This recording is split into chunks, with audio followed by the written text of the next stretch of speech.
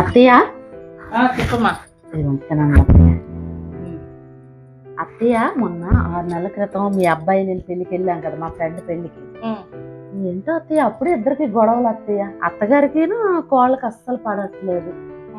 ఆవిడ మాట ఈవిడ వినట్లేదు, ఈవిడ మాట ఆవిడ వినట్లేదు. ఇద్దరిని అడిగితే ఆవిడ చెప్పింది కరెక్ట్ అనిపిస్తుంది, తిన చెప్పింది కరెక్ట్ అనిపిస్తుంది. ఇదంటది అప్పుడే వేరు కాపురం పెట్టేద్దాం అంటుంది.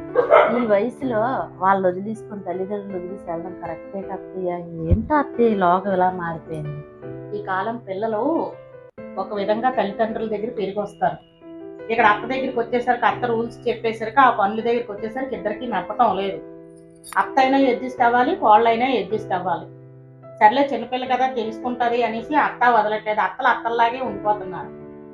కోడలను కూతుర్లాగా చూసుకుంటే ఈ గొడవలు ఉండకపోను కదా. సర్లే చూద్దాం, ఎందుకంటే ఈ కాలంలోనే ఇంకా అలాగే ఉన్నాయి. ఇద్దరు నెమ్మదిగా మారతారు. వాళ్ళ అత్త కూడా మారాలి. ఒక్కరు మారితే సరిపోదు, ఆ అమ్మాయి మారాలి, అత్త కూడా మారాలి. ఇద్దరు మారితేనే బాగుంటది. అందరూ నీలా ఉంటారు ఏమిటి? నువ్వు చూడు, బుద్ధిగా నేను ఏది చెప్తే అది వింటావు, చక్కగా ఉన్నావు. నాకు మంచి కోడలు దొరికింది. మీరు కూడా అత్తయ్య నిజంగా మీలాంటి అత్తయ్యలు ఉంటే నిజంగా అందరు కోడళ్ళు కూడా బాగానే ఉంటారు.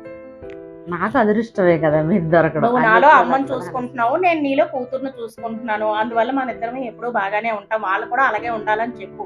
మీ ఫ్రెండ్ని కొద్దిగా తగ్గి వాళ్ళ అత్త దారిలోకి రమ్మని. వాళ్ళ అత్త కూడా మారుతుంది. అప్పుడు నా కోళ్ళు మంచిదే, నేనే మారాలని చెప్పి ఆవిడలో కూడా మార్పు వస్తుంది. అయితే నేను తను ఒకసారి తీసుకొస్తాను, నేను చెప్తాను. మరి నేను చెప్తే దాని ఫ్రెండ్ కదా, అది మళ్ళీ ఇచ్చేస్తుంది కాబట్టి మీ దగ్గర తీసుకొస్తాను. మారాలి. పెద్దవాళ్ళు ఏంటంటే వాళ్ళు వేరుగా ఉంటారు కదా, ఈఎంఐ అలా మారుతా ఉండాలి. ఇద్దరులోనే మార్పు రావాలి. ఒక్కళ్ళలో మార్పు వస్తే సరిపోదు.